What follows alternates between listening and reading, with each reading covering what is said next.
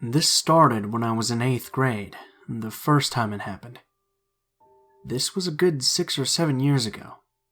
I live in a sweet southern suburb outside of Austin, Texas with my family. Being as I'm the oldest of 4, I was always home alone because my siblings had park and rec sports while I didn't do sports at all. It was a weeknight, and my family were all at my sister's gymnastics tournament. I was supposed to go, as all the members of the family have to attend all their siblings' stuff, but I was sick.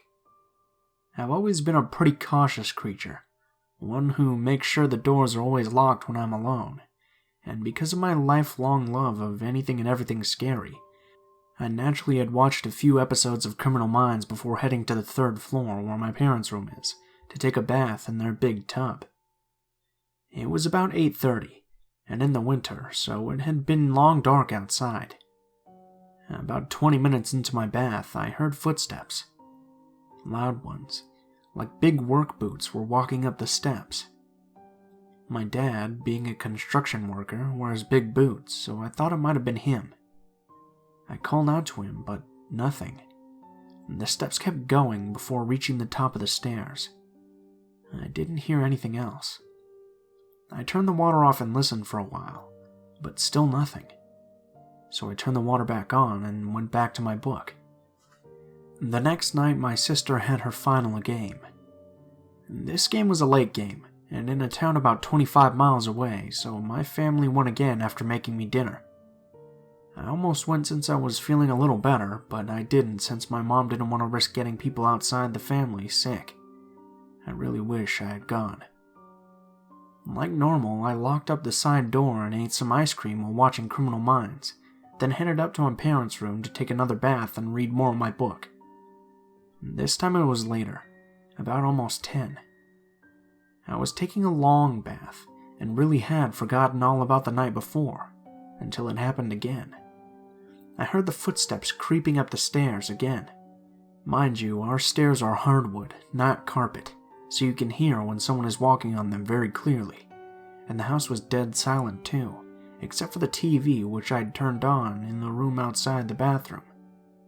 I automatically turned the water off again, and felt my heart almost stop beating because I was so scared. The footsteps this time seemed hurried, like the person was skipping steps and in a rush. They stopped once again.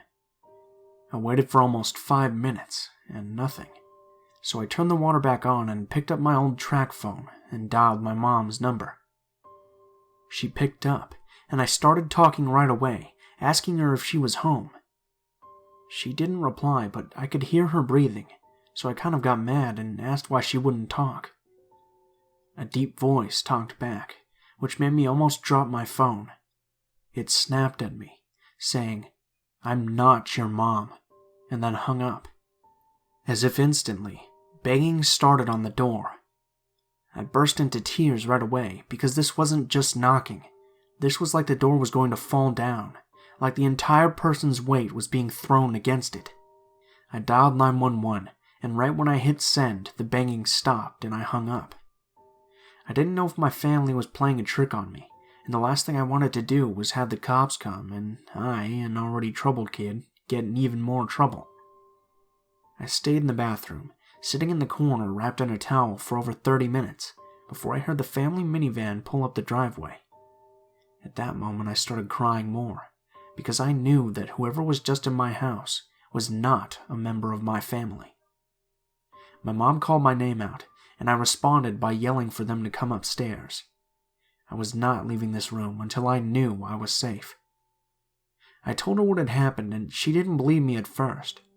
The door was still locked when they got home, so how could someone have gotten in? She had left her phone at home by accident, so when I told her to go get it, she went right to where she left it, and there it was, sitting right on the counter. No incoming call in the phone's memory from me. I showed her my phone, which still clearly had the outgoing call on it, which didn't add up. For a while, she thought I had some sort of mental break that night or had hallucinated it. But to ease my mind, we added a chain lock to all the doors in the house. For 5 years, almost nothing extreme like that happened again. Life got busy, and I got involved in activities that made sure I was never home alone. joining sports in every season, volunteering, and anything and everything. But every month or so, I would hear distinct footprints on the porch below me. I lived on the second floor in the bedroom on the far left, directly over the front porch, so I could hear everything, even my dog sighing. It would be like someone was pacing on my porch, and then my dog would start barking and soon the steps would stop. It got so bad one night, when I was 15, that I woke up myself and the twins. We all met in the hall, fully prepared to go down and attack whoever was on our porch, my brother equipped with his baseball bat. But once we got downstairs, it stopped again. It wasn't until this last summer, when I was 18 and just finished my first year of college, that the scariest moment of my life happened to me. Before I tell the story, let me explain to you the layout of my downstairs. The sofa is one of those big rectangle ones that can fit about 12 people on it. I had it so it was basically like a big bed covered in blankets. It's in the middle of the living room. To the left of the couch is a big open hallway that leads to the front door. Beside the door are steps that go upstairs and to the right. And to the left, the entrance to another mini living room we call the playroom. To the right of the couch is a love seat. Behind that, a screen porch and an entry door. I had the blinds drawn.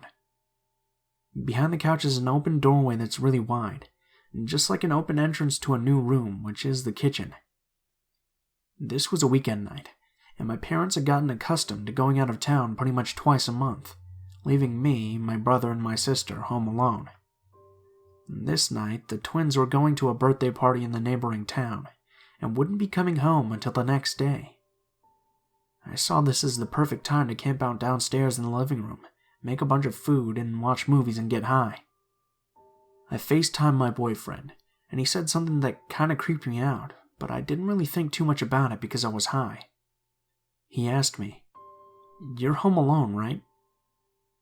I was confused and laughed, saying that yes, I was. He shook it off, saying he thought he saw something in the porchway behind me, but wasn't really sure what he saw. I got up and walked to the laundry room and closed the door, double-checking the locks, and passed out around 1 a.m., TV on and all. I woke up to a loud banging around 3 a.m., and immediately I was paralyzed with fear. It was the same loud body-slamming banging from that time years ago, which I had blocked from my memory. It started at the side door directly to my right. I didn't move my body because I was too scared, but I looked over and saw that light was flashing, like someone was shaking a flashlight like a baton. Then the same noise started at the front door, and instantly on the side door. All 3 doors to my house were lit up, and banging so hard the entire house was shaking. Then I heard it on the front porch, like a knife or something sharp was being dragged along the door. I was bawling my eyes out and feeling a panic or asthma attack on the rise. I dialed 911 and started trying to tell the dispatcher what was happening between sobs. He told me to scream out that I was calling the cops, and that if I needed, he would send someone over. I did, and right away the house went still, and I heard someone laugh from all the doors, multiple voices. This automatically made me think someone was still playing a prank on me, as my friends and siblings have been known to try and scare each other. So I told the man that everything was fine, and that I thought my siblings were just playing a prank on me. He told me that if anything else at all happened, to not hesitate to call. I laid there and called my brother, and when he answered, I knew it wasn't him. I could hear the party in the background, which horrified me. I told him what had happened, and the twins caught an Uber and immediately came back. We spent the rest of the night texting our friends, trying to figure out who it could have been. But nothing. Almost all of our friends were accounted for at that party nearly 20 miles away, so it couldn't have been any of them. We all slept on the couch with no more occurrences that night. It's been about 5 months since then, and I've gone back to school. I've only come home once between then and now, and I'm currently home on winter break. Nothing odd has happened, as I've tried not to stay home alone. Last night, though, I was awake for no other reason than I was scrolling around this site. Around 2 a.m., I heard someone on the porch. I texted my brother, and he told me that he heard it too.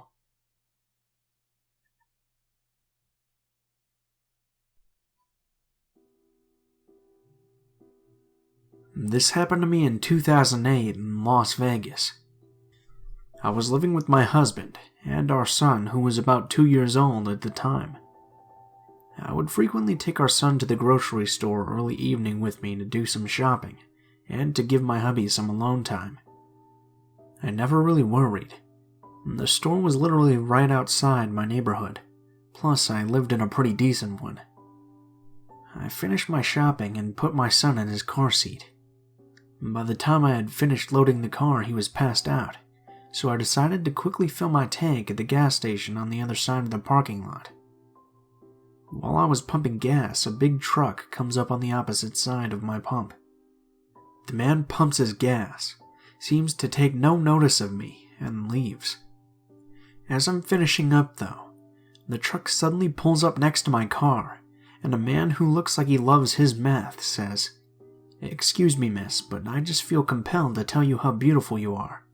As a matter of fact, the only reason I came to get gas here is because I saw you come here from the grocery store, and I just had to be nearer to you. I've been trying to get up the courage to come approach you for a while." I was flattered and thanked him for the compliment, but quickly informed him I was off the market. He responded with, "I know, it was worth a shot," and began to pull off. Suddenly backed up and said, "If you tell your husband what I said, I'll kill him." And then he drove off. Needless to say, this freaked me out, so I immediately called my husband. He told me not to come directly home in case the guy followed me, so I drove around until I felt that I lost him, and then I went home. My husband and I went over it over and over again. How could he possibly kill him if he didn't know him or where we lived? And then some of the things he said started to ring in my head, like how he'd been watching me at the grocery store. I started to wonder, thinking how long and how many days had he seen me there? How when I told him I was married, he said he knew. Was it possible that he had followed me home on previous occasions? We put extra locks on the doors, took extra precautions, and tried to forget about it. He was probably just some crazy guy, right? Well, about a week later, around 8 or 9 p.m., my husband decided to run up to the gas station to get cigarettes. I was sitting on the computer in our dining room as he left with the garage door with our son sleeping in his bedroom on the other side of the house. A minute later, after he left, I heard the garage door into the laundry room open and somebody come in. I immediately assumed it was my husband grabbing something he forgot. I called out to him and didn't get a response, so I called his name again and received no answer, but I could hear someone moving around in the laundry room. I started to worry. All the guns in the house were in our room. I would have to walk right past the laundry room to get them. Suddenly I heard my 2 pit bulls from my room start growling. Both dogs started barking viciously and ran towards the laundry room, at which point I heard the laundry room door open to the garage and slam shut very quickly. At that point I grabbed my phone and ran into my son's room and called my husband to ask him if he had just returned home for something. To my horror, he said no and that he was still at the gas station. I told him someone was in the house, but I think the dogs had scared them out. He instructed me to stay in our son's bedroom with the door closed, that he was on his way home, so I sat in the dark next to my sleeping son in terror. 2 minutes later, I heard the dogs barking and someone come into the house again to the garage door. After what felt like forever, my husband came into our son's bedroom. He checked the whole house, all around our property, but couldn't find anybody. We came to the conclusion that the stalker from the gas station must have finally taken his opportunity to catch me alone, and based on what the creepy tweaker had said to me, who else could it have been? What really freaked me out is not knowing how long he had been watching me before that. How long he had been watching me before he approached me at the gas station, and before he came into our home. It really opened my eyes that someone could stalk you without you ever knowing about it until it's too late. I believe my 2 pit bulls saved my life, my son's life, and possibly my husband's too that night. That had my husband not let the dogs in the house before he left, I wouldn't be here right now and neither would my son. And to this day, anytime I have to be home alone, or my new husband and I are sleeping, I have to have my pit bull inside to watch over me.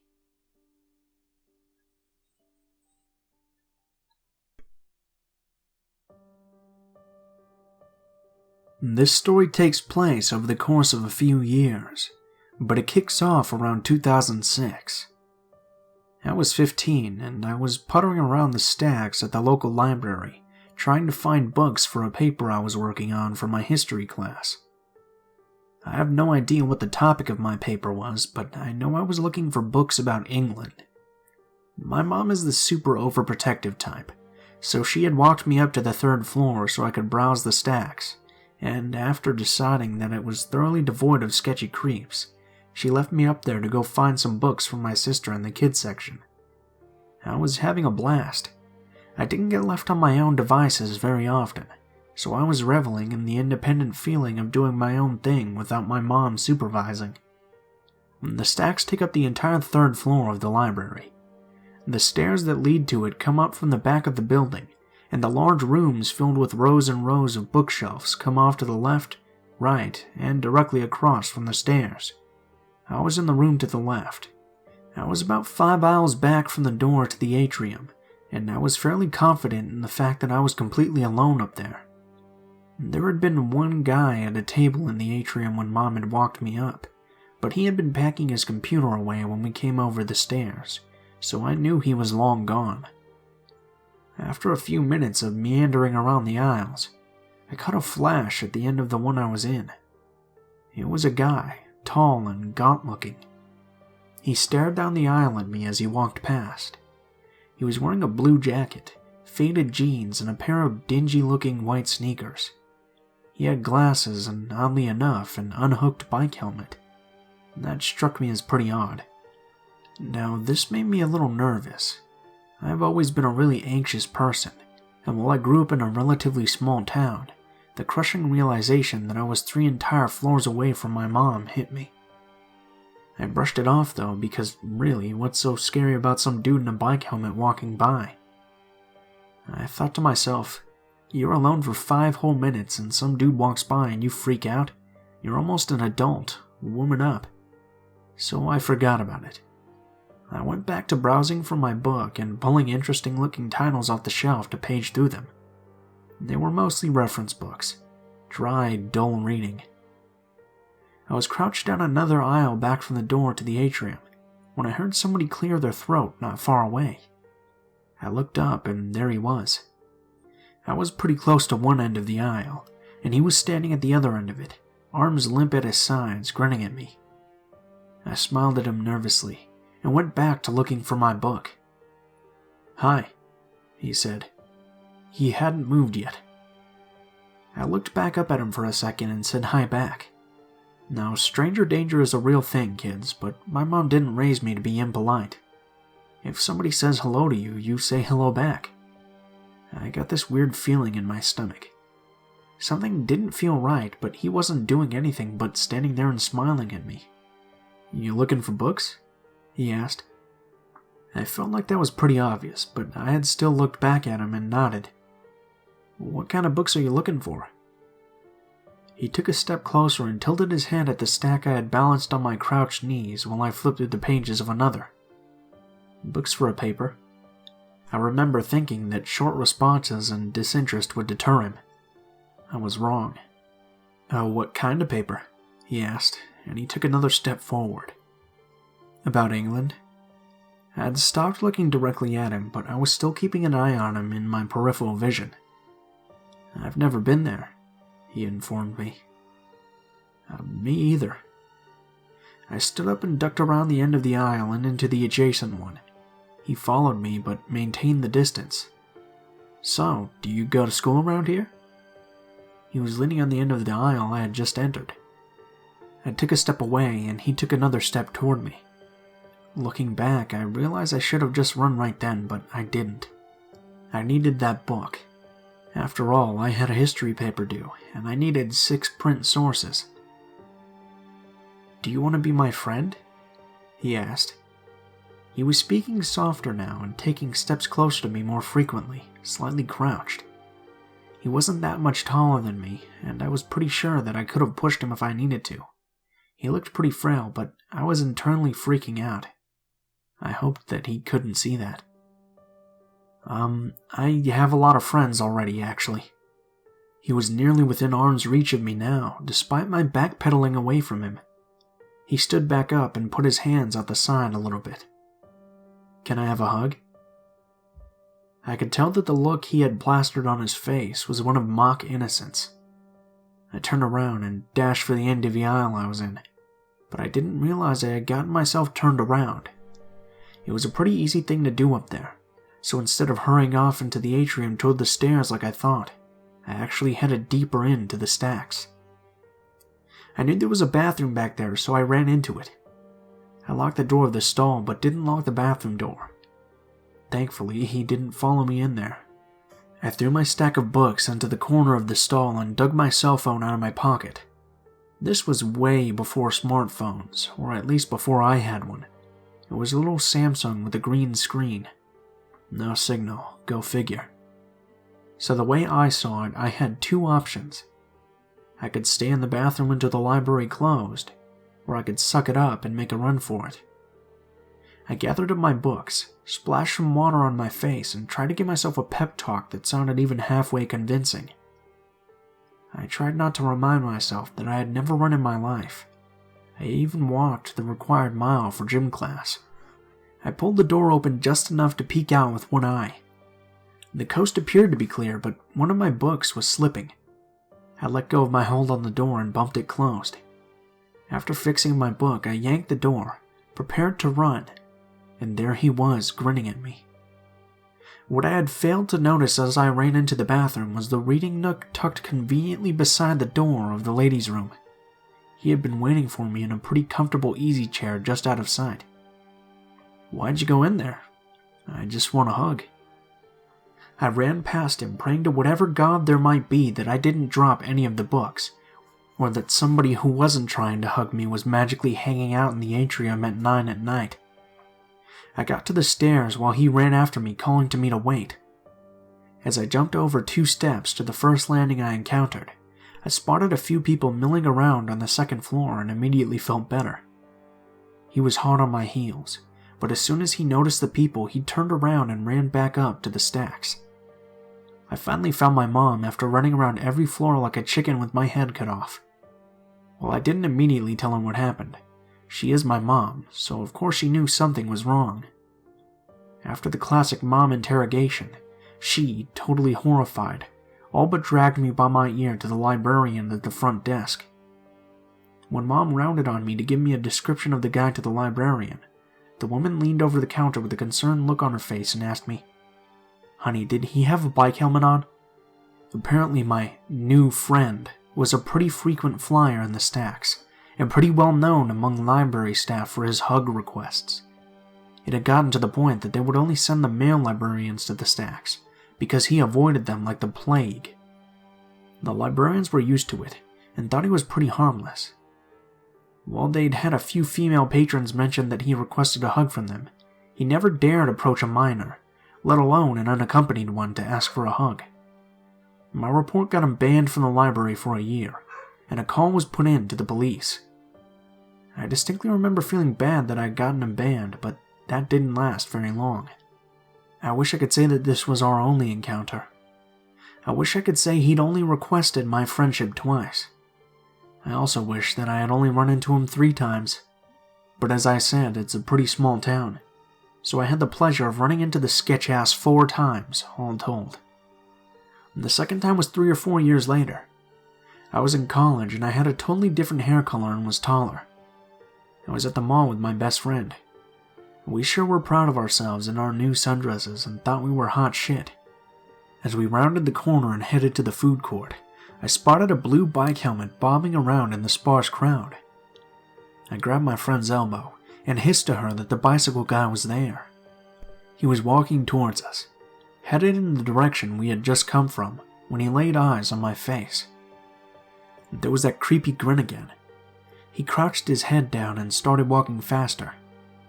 As we passed each other, he reached a hand out at me, grinned wider, and said, "Hello again, friend." I grabbed her arm and dragged her down the length of the mall to the other entrance.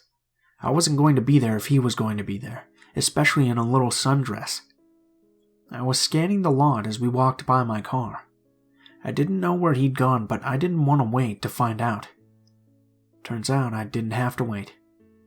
As I unlocked my car, I spotted him whipping around the far corner of the mall on his bike. He was on a tear, pedaling as fast as he could. I yelled at my friend to get in my car. We ripped out of the space and I floored it towards the parking lot exit.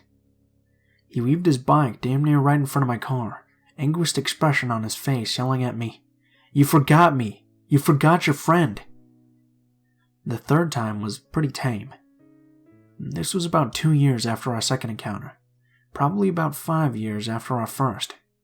I was around 20 and I was working at the community theater in the city center. I was walking back from the other side of downtown after getting lunch, and I was listening to my iPod. Downtown is a pretty vanilla place. Nothing much happens. People smile at you and you always run into someone you met, so when the smiles I was getting turned into furrowed brows and glances cast behind me, I paused my music for a minute. And then I heard him. "Hello, friend." He was repeating it over and over. I turned to look over my shoulder and there he was, with that same grin, that same helmet, just leisurely walking his bike up the sidewalk about 20 feet behind me. He waved and I felt my stomach fall into my feet. I have always been a pretty lucky girl though, so when I spotted my friend Ben walking down the street towards me, I knew I had an out.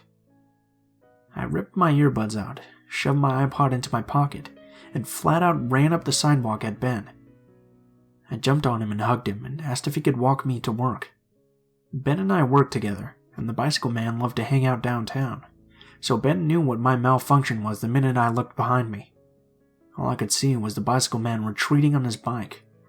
I didn't see him for a few years after that, but the last encounter was just as fortunate as the third. My best friend Beth and I were at the park with her neighbor's dog, Meg. Meg was the best dog. Loved every living thing she ever encountered. Wouldn't hurt a fly. Let countless children fawn all over her and roll around in the grass with her at the park. Never barked once the entire time I had known her. Beth and I had brought a blanket and were spread out half-heartedly playing cards under a tree, watching a group of guys our age play ultimate frisbee at the other end of the park. We'd been there most of the day, and had been there the day before trying to soak up every last humid second of summer before classes started again. A couple hours later, Meg started looking uneasy. I reached over to pet her and she calmed down. 20 minutes or so after that, I noticed she had started growling. Not loudly, just that deep low one that dogs do when they're a little on edge and want to warn you. I looked at Meg and then looked at Beth.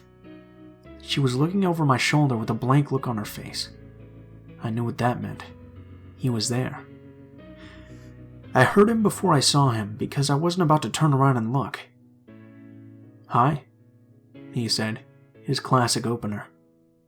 We didn't say anything, and the dog continued to growl. "Can you call off your dog?" he asked. Beth and Meg were staring at him, but he was obviously much more concerned about Meg. "No." "I just want to be your friend," he said. He was staring daggers at the dog. I wasn't sure at that point which one of us he was talking to.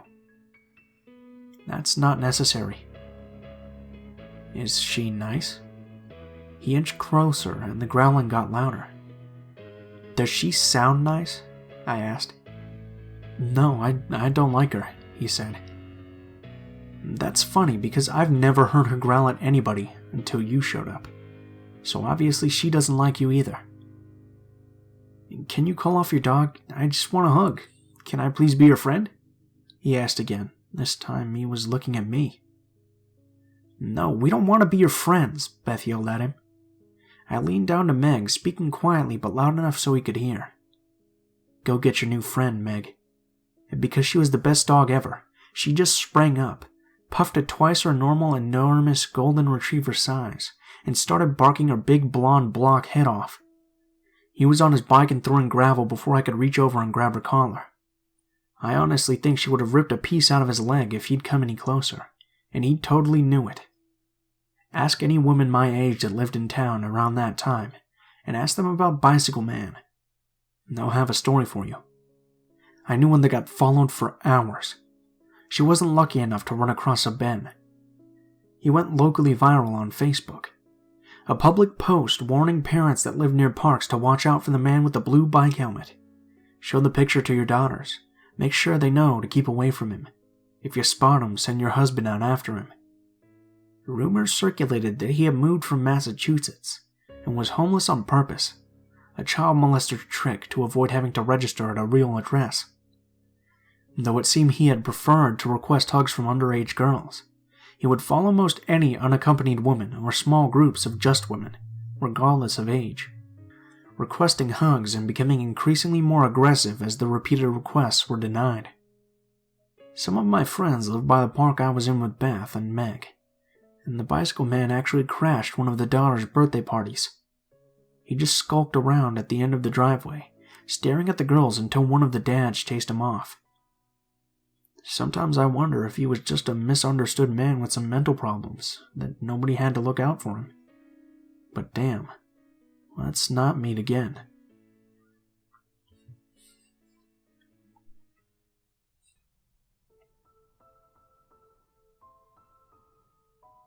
What is up, guys? Blue Spooky here, as always. I just wanted to thank you guys so much for watching, especially if you made it this far to the end of the video.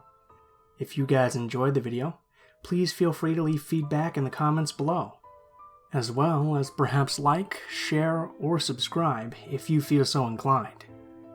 If you have a personal story that you'd like to submit, or you'd like to just send me a message, links to all of my social media will be in the description for the video below. This includes my Gmail, Twitter, and Facebook accounts. Go ahead and send me a message on any of those, and I'll try to get back to you as soon as possible. If you do decide to send in a story, please be sure to include in the tagline what the theme of the story is, if it has any, the name of the story, and how you would like to be credited in the description of the video the story appears in. If you're curious at all about the music used in this video, the music is always listed in the description below, in the order which it appears. I also have links to the artists and list the tracks by name, just in case you want to find more of their work. Last but not least, if you have any criticism, please be sure to leave it in the comments below, as I'm always looking for new ways to improve the channel.